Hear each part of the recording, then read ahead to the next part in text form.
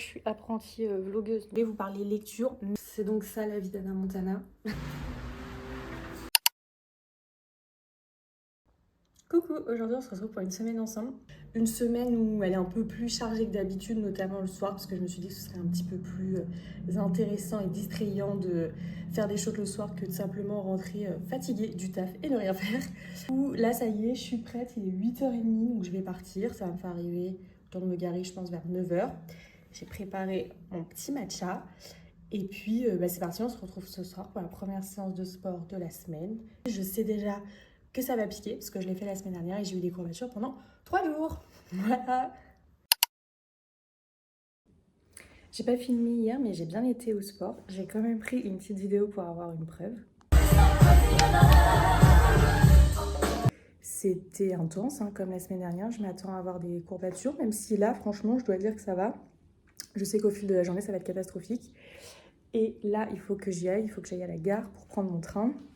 Parce que je vais à Paris pour la matinée avec mon taf. Et je vous reprends après. Normalement, je rentre vers 15h. J'ai encore des réunions. Et après, ce sera fini. Et ce soir, je vais voir Santa en concert.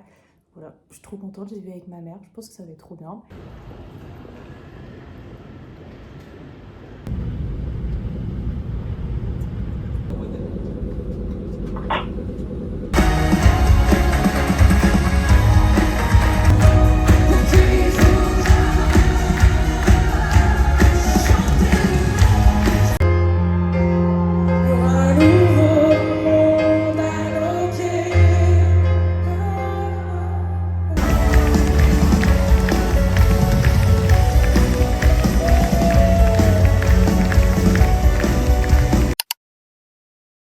Bon les gars, je suis apprentie vlogueuse, donc c'est normal que j'ai pas eu le réflexe de reprendre mon petit téléphone.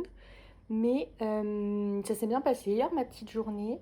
Je suis bien rentrée. Le soir, on a été voir le concert de Santa, c'était trop bien. Franchement, je suis choquée du budget qu'elle doit mettre dans toute sa scéno et tout. Il y a des confettis de partout, pas des feux d'artifice, mais des trucs de feu. Elle passe tout le temps son temps dans les airs. Elle fait que sautiller avec des talons. Déjà rien que pour ça, mais 1000 respects. Et elle interagit carrément avec le public et tout. J'ai trouvé ça mais génial. Enfin franchement c'était fou. Et là j'avoue que j'apprécie bien d'être en TT ce matin. Comme ça j'ai moins à... Enfin même si je me suis levée comme d'habitude pour aller au travail et qu'en fait j'ai juste pas le trajet. Du coup je peux commencer à travailler plus tôt. J'ai pas la charge de me maquiller. Du coup ça se voit. J'ai pas... Je sais pas. En plus le fait qu'il pleuve. J'ai été réveillée par la pluie ce matin. Mais genre c'est trop bien. Enfin bref, franchement, pour ça, le TT, c'est trop bien. Et ce soir, je vais au Pilates Reformer, là, à The New Me, parce que, voilà, je suis un petit cliché, en fait. Je prends mon petit matcha et je vais au Pilates. Sauf que ça commence à me coûter sérieusement un demi-rein. Du coup, je sais pas trop comment faire. Sinon, il faut que j'arrive à trouver un autre sport beaucoup plus abordable. Mais en fait, le Pilates, ça reste quand même cher, que ce soit sur tapis ou au Reformer. Donc je sais pas trop ce que je vais faire, mais là j'avoue que j'ai acheté 10 séances, ça pique, ça m'a fait 260 € que j'ai sorti là en plus milieu du mois, donc comment dire que ça pique. Mais c'est pas grave. Ça y est, ma journée est terminée et comme j'ai un petit peu le temps avant d'aller au Pilates, je me suis dit qu'on pourrait se poser un petit peu et parler. Et je voulais vous parler lecture, même si je suis pas trop calée sur tous les livres du BookTok, parce que quand je suis les vidéos de Elise Book, je me dis qu'il y a plein de trucs que je connais pas en fait. Donc je vais vous... Du coup, on va parler un peu lecture. Je sais pas trop comment je qualifierais mon style de lecture parce que je lis autant la new romance que des polars. Je lis un peu des... Je crois que c'est des feel good, genre les Virginie Grimaldi, etc. Et je me suis rendu compte en fait en suivant maintenant un peu plus par exemple Elise Book que j'étais pas du tout à jour sur le BookTok en fait. Tout ce qui était new romance du BookTok, je suis carrément larguée. Donc, mais ça m'intéresse du coup, je suis plein de ces recos et tout. Là j'ai plein de nouvelles sagas à commencer. Mais là je voulais vous montrer du coup et vous parler vite fait parce que je suis pas très forte pour décrire les livres. La dernière fois que j'ai voulu en conseiller un à des collègues, j'ai raconté toute l'histoire et la fin. Donc je vais essayer de pas faire ça maintenant, ce serait mieux. Mais juste de vous donner envie et pas de vous spoiler la fin. Mais je voulais vous partager les lectures que j'ai lues, on va dire en gros sur ce premier trimestre 2026. Alors, j'ai pas lu beaucoup de livres en papier parce que je me suis acheté en fin d'année 2025 une liseuse. Parce que en fait, j'ai eu une carte cadeau de 100 € de mon travail et il y avait à ce moment-là des promos sur la Kobo. Donc, j'ai la Kobo Clara, en gros la plus basique, la plus petite. Mais je me suis dit pour commencer, ce serait bien, voir si ça me plaît. Je pourrais, pourquoi pas acheter. C'est la Libra, je crois, celle qui est au-dessus avec les boutons un peu plus grandes. Et du coup, il y avait une promo. Et en plus de ça, j'avais 100 €. Donc, je crois que j'ai mis de ma poche que 25 €. Donc, je me suis dit, allez, c'est l'occasion. Donc, du coup, j'ai eu plein de livres dessus que je vais vous partager maintenant. Alors, la première lecture 2026 que j'ai lue, c'est La Maison des Sortilèges. Donc, du coup, je l'ai lu sur liseuse. Et c'était mes collègues qui me l'avaient recommandé. Et franchement, au début, j'étais un peu sceptique quand j'ai lu le résumé parce que, en vrai, c'est pas un spoil, mais forcément, dans La Maison des Sortilèges, il y a un côté un peu sorcière. Et je me suis dit, ouais, j'ai jamais lu ça. Est-ce que ça va être trop du fantastique ou est-ce que ça va être collé à du réel? Enfin, je savais pas du tout à quoi m'attendre. Et en vrai, c'était plutôt chouette parce que on suit trois femmes à trois époques différentes. Et en fait, c'est des choses que j'aime bien quand chacun a son histoire et d'un coup, tout se regroupe à la fin. Donc franchement, j'ai bien aimé en vrai. Même le côté un peu sorcière qui était pas trop prononcé. C'était pas, c'était pas Vampire Diaries où c'était surhumain. C'est plutôt... ouais, plutôt réaliste. Donc ça, j'ai bien aimé. Je sais pas du tout si je vous le vends bien, mais je vais peut-être mettre le résumé pour que vous puissiez lire et j'espère que ça vous donnera envie. Mais en vrai, j'ai plutôt bien aimé. C'était ma première lecture. Après, j'ai enchaîné avec un livre papier que j'ai lu à Noël, qui est La Sage-Femme de Berlin, en plus dans une trop belle édition. Et en plus, ma mère m'avait acheté des petits bouts dorés partout. Donc, enfin bref, il est super beau. Et elle me l'a acheté aussi parce qu'elle m'avait déjà acheté le tome 1 de cette jolie collection. Donc, comme ça, j'ai les deux. Alors, donc, j'ai bien aimé. Par contre, c'est super dur à lire. C'est pas des livres où on peut s'enfiler, je trouve, 2-3 heures de lecture ou le finir en 2 jours. Enfin, vu qu'on sait que c'est réel, je sais pas, je trouvais ça super dur. Il y a plein de moments où des fois je posais, je me disais, ok, petite pause, petite pause. Et encore, je trouve que le 2 est, je vais pas dire moins pire que le 1, mais enfin le 1, on parle quand même des camps de concentration, donc c'est abominable. Donc le 1, c'est la sage-femme d'Auschwitz, je sais plus si je l'ai dit. Et du coup, là, la sage-femme de Berlin, c'est plus sur la séparation entre Berlin-Est et Berlin-Ouest, en fait, l'après-guerre. Donc en vrai, c'est super intéressant parce que je me rends compte que j'avais pas mal de lacunes et que j'écoutais peut-être pas forcément très bien en histoire géo. Donc franchement, moi j'ai bien aimé et je trouve que c'est à lire. Déjà, ça nous fait une petite piqûre de rappel sur l'histoire. Et parce que je trouve que c'est important de connaître ça. Donc ça, j'ai bien aimé. Après, je me suis dit, enchaîne sur quelque chose de pas trop historique. Donc je me suis lancée dans un polar, c'est Le Mariage Parfait. Donc ça, pareil, j'ai lu sur liseuse. Je l'ai trouvé un peu long, honnêtement. J'ai bien aimé l'histoire. En gros, c'est un homme qui trompe sa femme, donc qui a une maîtresse. Et un jour, cette maîtresse est retrouvée morte. Et en fait, c'est sa femme, qui est avocate, qui va devoir le défendre. Et on verra si elle arrive à le défendre, ce qu'elle en pense, parce que du coup, elle va aussi découvrir la tromperie. Donc franchement, c'était pas mal, mais j'ai trouvé ça un peu long. Je pense qu'on aurait pu raccourcir le milieu. Là, j'ai été un peu plus mitigée. Après, par contre, j'ai enchaîné sur un qui me donnait trop envie, que je voyais partout. C'est Love Mom. Donc ça, pareil, sur liseuse. J'ai bien aimé. Franchement, pareil, je sais pas si c'est moi le problème, mais j'ai trouvé aussi qu'il y avait une partie un peu longue. Enfin, c'est plus le début à mettre en place où, en gros, c'est l'histoire d'une auteure qui écrit des livres à succès qui décède. Et on va suivre plutôt sa fille, comment elle vit la mort de sa mère, la célébrité de sa mère aussi. Et on va en apprendre un peu plus sur comment elle est morte, son passé en fait, le passé de la maman. Et j'ai trouvé que le début c'était peut-être un peu long à se mettre en route. Et aussi il y a une histoire où elle reçoit des lettres anonymes, la fille. Et ça j'aime bien que ce soit ponctué des fois par une petite lettre, par un petit rebondissement. Donc ça j'ai bien aimé. Mais ouais, je sais pas. J'ai préféré la fin au début, j'ai trouvé ça un peu long. Mais sinon, trop contente, pareil. Sous les conseils d'une personne qui travaille à l'Armitière, on peut discuter. Elle m'a dit, moi, celui que je vous conseille, c'est le nouveau de Julien Sandrel, c'est Le jour où Rose a disparu. Du coup, bah, je me suis dit, je vais forcément aimer. Et puis, bah, aucun doute. Enfin, franchement, la manière dont c'est écrit, les plot twists, on s'attend à rien. Franchement, c'est génial. Et je sais pas pourquoi j'aime bien cette thématique, parce qu'en soi, il n'y a rien de joyeux, mais je trouve qu'on n'en parle pas forcément assez. Et en fait, c'est tellement fort. Et ensuite, dès sa sortie, j'ai enchaîné sur La locataire de Freda McFadden. Parce que je trouve enfin, c'est pas qu'ils se lisent forcément vite, c'est que moi, oui, quand même. C'est que moi, je les lis vite parce que des fois, ils me font un peu flipper et j'ai envie de savoir tout de suite la fin. Donc, pareil, ça, je l'ai pris sur liseuse parce que j'avais pas envie de mettre 20 € dans le grand format dès sa sortie. Et j'ai pas accroché tant que ça. J'ai trouvé que c'était un peu redondant et le fait que ça se repasse dans une maison, ça faisait un peu la femme de ménage. Comparé aux autres, par exemple la psy et le boyfriend, j'ai trouvé que bah, ça sortait du cadre un peu maison. Et là, la locataire, mais en fait, ça se repasse dans une maison. Donc j'ai moins aimé ça et je sais pas, je vais pas dire que j'avais deviné la fin parce que ce serait carrément mentir, mais j'ai pas, en fait, j'ai pas eu de. Oh, je m'y attendais carrément pas. Enfin, j'ai pas eu de super surprise en fait. Donc, ça, j'ai été moins fan. On verra, je crois qu'elle en sort un autre enfin, pas un autre, mais il y en a un qui sera adapté en français, il me semble, en mai 2026. Donc, forcément, je le lirai, mais ouais, celui-là, j'ai été un petit peu déçue. Mais c'est pas pour autant que je n'ai pas continué avec un livre d'elle. En fait, j'avais toujours pas lu La femme de ménage 3. Enfin, finir bah, un peu cette saga. Une copine me l'a prêté. Et franchement, j'ai eu un peu du mal. Moins apprécié parce qu'en fait, c'est un peu plus centré sur sa vie de famille.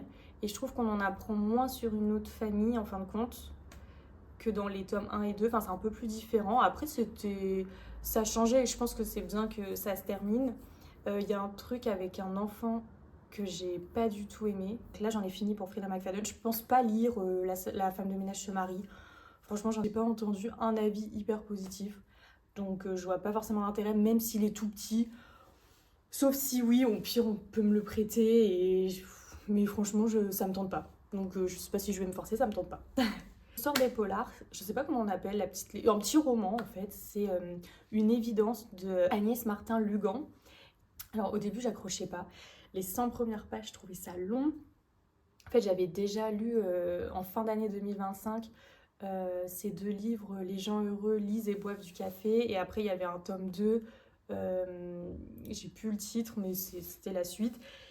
Et j'ai trouvé que c'était un peu tout le temps pareil, où on suit souvent une femme qui est une maman, on la suit, il y a toujours un drame. Enfin, en fait, au début, je comprenais pas trop où ça allait mener parce que on suivait, donc elle s'appelle Reine, la personnage qui est maman.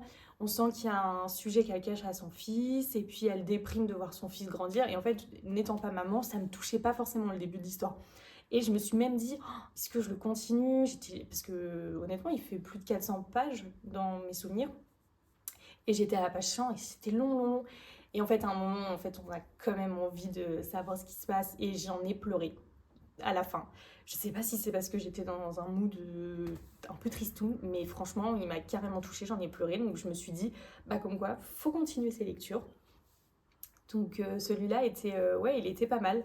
Ensuite, j'ai enchaîné sur, je pense, les deux lectures que j'attendais le plus en ce début d'année 2026. C'est La révolte de la reine de Morgane Maucombe. Franchement, je l'attendais trop, donc pareil, je l'ai lu direct dès sa sortie. En fait, c'est l'histoire d'Acacia qui va se marier du coup au roi Alexandre qui habite à Versailles. Donc c'est un mariage forcé où du coup Acacia deviendra reine de France et Alexandre est devenu roi de France contre son gré. Et on va suivre comment leur histoire évolue entre eux. Et aussi, il y a un petit côté historique qui est plutôt bien, où on se croirait vraiment, enfin, au vu de la description, moi j'avais l'impression de me croire vraiment dans Versailles, de voir vraiment les grandes robes, de voir la galerie des glaces, de vraiment tout voir. Donc franchement, j'ai adoré et j'ai vraiment hâte de voir ces autres tomes. Et après, l'autre lecture, c'est le nouveau roman du coup de Marie Varel que j'adore. C'est Nous qui avons connu Solange. Et bah, j'aime trop sa manière d'écrire où en fait on te fait croire, enfin tout est fait pour que tu penses quelque chose sur le début du livre. Bam, d'un coup en fait tout est remis en question et t'as la deuxième partie où t'as un peu plus d'explications, tu comprends en fait un peu tout ce que t'as lu Sur le premier, franchement, j'ai adoré. De toute façon, j'avais adoré Désenchanté et La Dernière Allumette. Et là, il faut que je lise d'ailleurs Les Chaussettes Orphelines. Où vont les chaussettes orphelines? Mince, je sais plus le titre, mais il faut absolument que je le lise parce que je suis sûre que je vais adorer. Et en ce moment, je suis sur un livre papier, pour changer. Et je lis du coup Si tu m'enlèves, prends garde à toi de Christine Rivers. En gros, on suit donc Milo et Adélia, où Milo, c'est un homme qui vit en Sicile et qui doit kidnapper des gens pour le compte de la mafia. Et Adélia, c'est une Alsacienne où sa mère adoptive est italienne, l'a envoyée en Italie pour réussir à apprendre de nouvelles recettes italiennes pour pouvoir les faire dans leur resto en France. Et Milo doit kidnapper plutôt Adélia, donc c'est pas la raison, mais il doit la capturer. Sauf qu'il y a un petit contretemps où les parents de Milo arrivent entre deux, tombent sur Adélia dans la maison et en fait croient que c'est qu'il a enfin trouvé une amoureuse, qu'il est enfin posé avec quelqu'un. Du coup, il décide de faire croire ça à ses parents et il dit à Adélia, si tu veux, tu fais croire que tu es ma petite copine et moi en échange je t'offre des recettes de cuisine de sa mère qui est la référence cuisine en fait en Italie. Du coup c'est ça leur accord, sauf qu'elle ne sait pas que Milo de base l'avait quand même kidnappée, en fait il s'est pas intéressé à elle par hasard. Et on va suivre un peu aussi l'évolution de leur romance où ils ne s'entendent pas et en fin de compte, je suppose, je suis qu'à la moitié, mais je pense qu'ils vont finir par s'attendrir. Mais après, je sais pas comment elle va découvrir et comment elle va apprendre que de base, il l'a kidnappée et il est censé la livrer en fait à la mafia. Et c'est surtout pourquoi, qu'est-ce qu'elle a pu faire, parce que c'est juste une personne qui travaille dans un restaurant en Alsace avec des parents adoptifs. Donc voilà, je sais pas encore tout. Donc voilà, c'était tout pour mes lectures de ce premier trimestre 2026. Ce que j'ai pas précisé, c'est que du coup, j'ai repris un peu la lecture, on va dire, l'année dernière. L'année dernière, je m'étais fixé, on va dire fin 2024. Et du coup, pour l'année 2025, je m'étais fixé l'objectif de lire un livre par mois. Chose que j'ai, sans me vanter, amplement remplie. Et du coup, pour 2026, je m'étais dit au moins 2 livres par mois. Donc ça me faisait 24 livres à l'année. Et là, je crois que j'en ai déjà lu 9.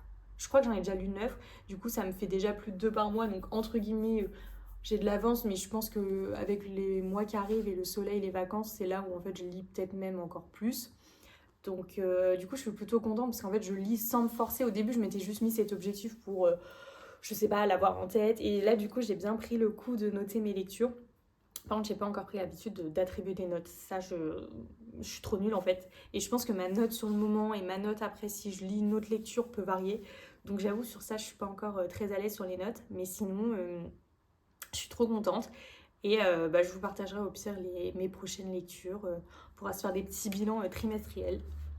Voilà, je vais aller m'habiller, me changer, me mettre en tenue de sport et surtout en condition mentale.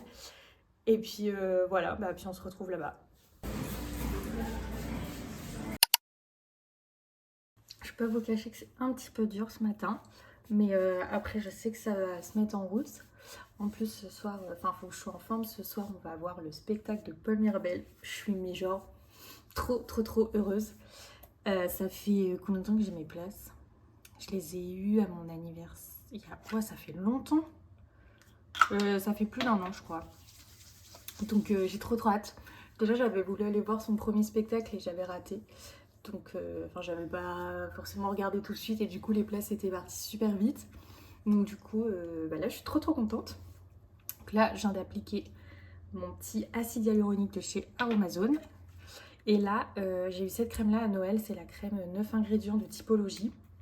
Du coup je suis en train de la tester, elle est trop bien, en tout cas hyper hydratante. Et je suis en train de tester, j'ai retrouvé ça dans mon tiroir. C'est un produit de la marque Paille que j'ai dû avoir, je pense, dans une box Blissim. Et ça permet de faire normalement un teint un peu plus glowy et bronzé. Donc je mets une petite goutte pour pas non plus trop forcer. Hop. Et c'est tout ce que je fais.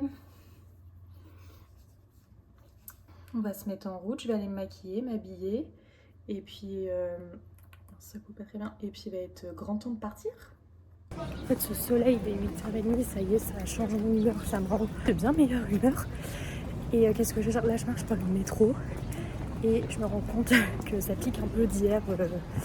Le sport, déjà hier quand on a attaqué le pilates, je me disais c'est bizarre, j'ai déjà mal en fait, et je sentais déjà les cuisses en fait de lundi qui piquaient, et là je le sens carrément aujourd'hui en marchant, et en plus demain je vais faire un padel, donc ça va encore bien me solliciter les jambes, mais c'est pas grave, ça va être une bonne semaine.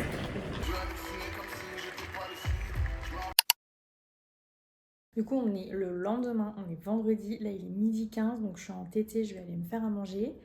Hier, j'ai terminé le petit livre que je vous avais parlé. Franchement, trop sympa. Ça se lit super facilement, petite romance, en Sicile, donc ça m'a grave donné envie d'y aller forcément, mais trop sympa. Et le spectacle de Paul Mirabel hier soir, mais désolé, il est incroyable. Enfin, en fait, moi, ce mec, je le défendrais corps et âme parce qu'il fait pas forcément l'unanimité. J'ai l'impression que c'est soit on est sensible, entre guillemets, à son humour, soit non, mais enfin, moi j'adore. Franchement, c'était trop trop drôle. Il y avait une première partie qui était trop trop bien aussi. Du coup, ouais, Paul Mirabel, il fait une bonne heure de spectacle. Et avant, il y a quand même toute la première partie. Donc là, je vais aller me faire à manger. Comme tous les jours où je suis entêtée, parce que aussi c'est mon plat préféré, je vais me faire des pâtes carbo. Et puis après, je vais me remettre à travailler. Et ça y est, mes petites pâtes sont prêtes. Je vais pouvoir manger devant une petite vidéo YouTube qui va être le nouveau weekly vlog de Elsa CTR. Donc, c'est parti.